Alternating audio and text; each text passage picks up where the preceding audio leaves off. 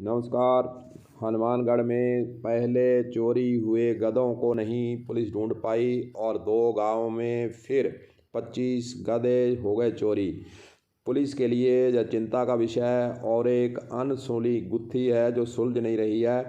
आपको बताना चाहेंगे कि 70 गधे खुइयां क्षेत्र से पहले चोरी हुए थे। अब पल्लू थाना क्षेत्र में 25 गधे फिर चोरी हो गए हैं।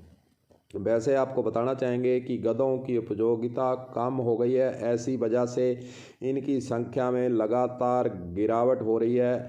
यह आमतौर पर गधों के कम होने के लिए तर्क दिया जाता है, लेकिन गधों की जो पहचान है, गधों का जो महत्व है, उसके सामने सच की कहानी क्या है वह आपको बताते हैं। असल में खाल के लिए इनकी बलि चढ़ाई जाती है और इसे अवैध रूप से दूसरे देशों में निर्यात किया जा रहा है। चीन में इसकी सबसे ज़्यादा मांग है। इसको लेकर पाकिस्तान ने तो चीन से समझौता भी कर रखा है। इनकी खाल का प्रयोग चीन की एंजियाओं दवाओं, एक तरह का कठोर जेल जिसे भोजन पेय सौंदर्य उत्पाद में इस्तेमाल किया जाता है। ये ब्लड सर्कुलेशन दुरुस्त रखता है, इसीलिए इसका प्रयोग जो है चीन के अंदर ज़्यादा हो रहा है और चीन के अंदर इसकी खाल से कई तरह के उत्पाद बनाने का सिलसिला शुरू है।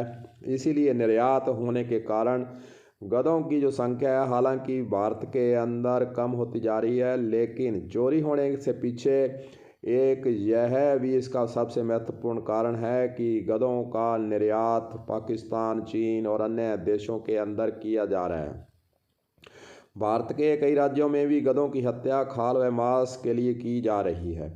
यह तथ्य ब्रिटिश एफिलिएटेड संस्था ब्रुक इंडिया के शोध में सामने आई है। यह संस्था अश्व कल्याण के लिए भारत में कार्य करती है। संस्था ने अपनी रिपोर्ट भारत सरकार के पशुपालन विभाग को कार्रवाई के लिए हालांकि सौंपी है। नेपाल के रास्ते भारत से चीन जा रहे हैं गधों की खाल, और आपको यह समझ में आ जाएगा कि गधे आखिरकार यहाँ से जो हनुमानगढ़ से चोरी हो रहे हैं वे आखिरकार कहाँ जा रहे हैं। इसीलिए हम कह रहे हैं कि नेपाल के रास्ते भारत से चीन जा रहे गधों की खाल जा रही है।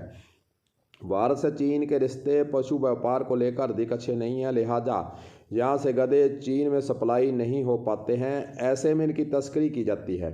खासकर इस स्टडी में सामने आया कि गधों से मिलने वाले उत्पादों के लिए चीन एक बड़ा मार्केट है। भारत से नेपाल के रास्ते चीन में गधों की खाल को भेजा जा रहा है।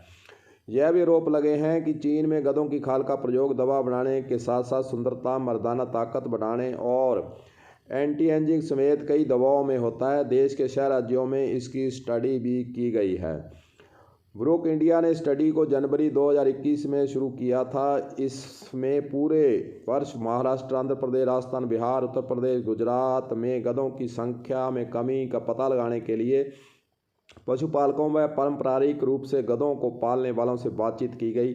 पशु व्यापारियों ने बताया कि चीन के व्यापारी संपर्क कर ऑर्डर भी दे रहे हैं और यह भी बात सामने आई है कि जहां देश के अंदर गधों की संख्या 1.20 लाख थी, जो कि 2012 की गणना की तुलना में 61.23% कम थी। इस प्रकार हम यह कह सकते हैं कि गधों की जो तस्करी हो रही है, गधों की जो चोरी हो रही है, उसके पीछे लगातार यही कारण बना हुआ है कि आखिरकार फिर हनुमानगढ़ ज़िले से गधे चोरी हो रहे हैं, वे जाते कहाँ हैं।